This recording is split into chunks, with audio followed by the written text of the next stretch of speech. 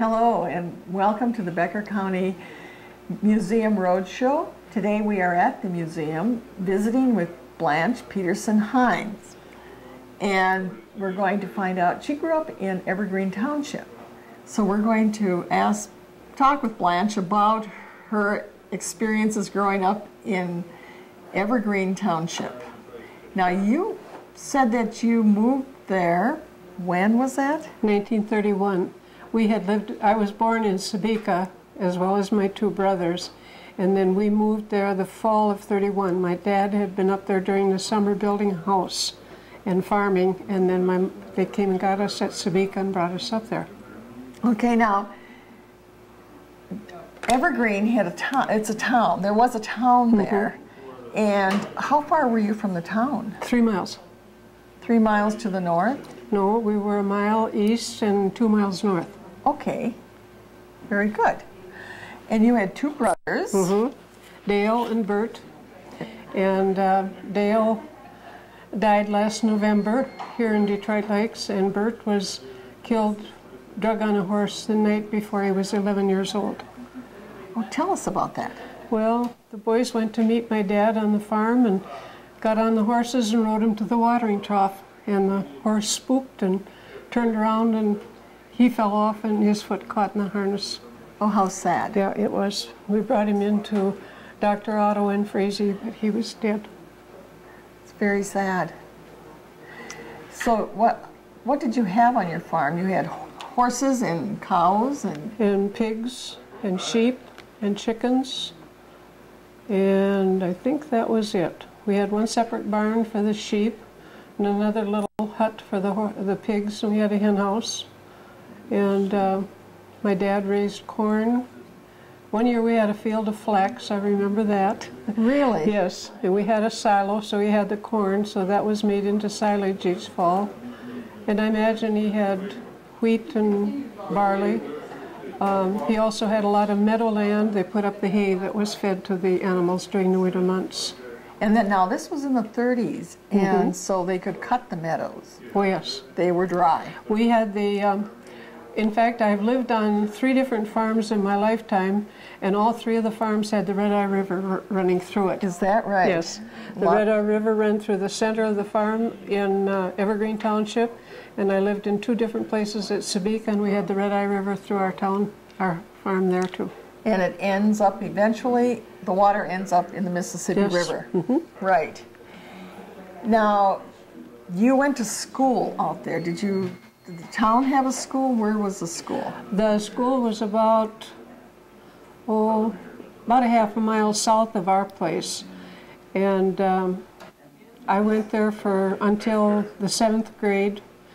And then our teacher decided we could take the 7th and 8th grade together.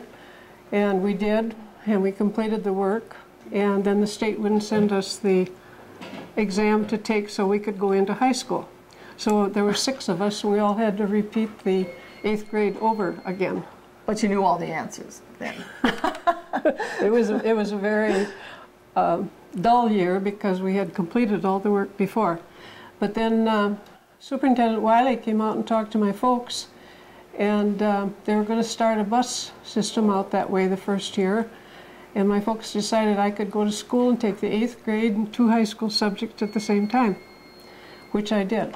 And then I completed the rest of high school in 3 years. Okay.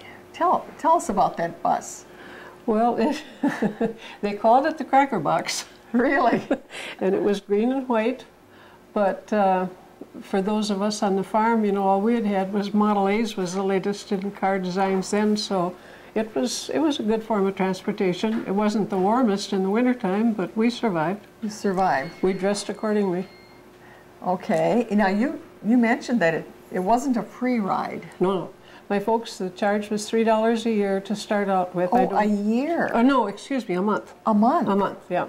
$3 a month to ride the bus, and I have no idea what it went up to in the other years. But my folks were very poor, but they decided that I needed the education, so they paid it, and I went on. Okay. And now, it was a long ride. Oh, yes. It was a long ride. Because did you go to Wolf Lake and then from Wolf Lake go in, or did they start at Wolf Lake? The first year I started, I walked 2.5 miles to the bus, and then I got on down on the corner of 87, and then rode into town, which was 14 miles. 14, okay. But then, by the time the last year came, we were picked up in the morning. He came out, the 16 miles, picked us up, and then we drove all the way around into Wolf Lake and some of the years. You must have been cold in the dead of winter by the time you got to school. Well, one morning I walked down there, it was 52 below. 2 mornings I walked down and there was no school that day. And I was at the Herman Miller farm watching for the bus to come, and it finally didn't come. I think they had a telephone, and I called and they said no, school had been canceled. So I had to walk back home, but I froze parts of my body on those 2 days. Oh, I am sure. On my cheeks and in my arms, and it was cold. But we dressed in, we didn't have nylon stockings in those days. You had cotton stockings, you had long underwear, you had snow pants. You couldn't wear them to school, you had to have a dress. But then we had heavy coats and mittens, and that my mother had knit and crocheted and things for us. And so we kept warm. Who was the teacher that had you do the 2 grades in 1 year? Oh, she was a very tiny teacher. She probably maintained the best discipline, I think, in the country school. And her name was Alice Lundberg. She's an aunt, or she was an aunt of Mayor Voxland from Moorhead. And I think she was a sister of Carl Lundberg from Detroit Lakes here, and she still has a sister living in this area too. And you graduated valedictorian of your class. Yes. And a girl from the next school district to ours in Spruce Grove Township was the salutatorian that year, so we felt the country schools were very well represented. Oh, absolutely.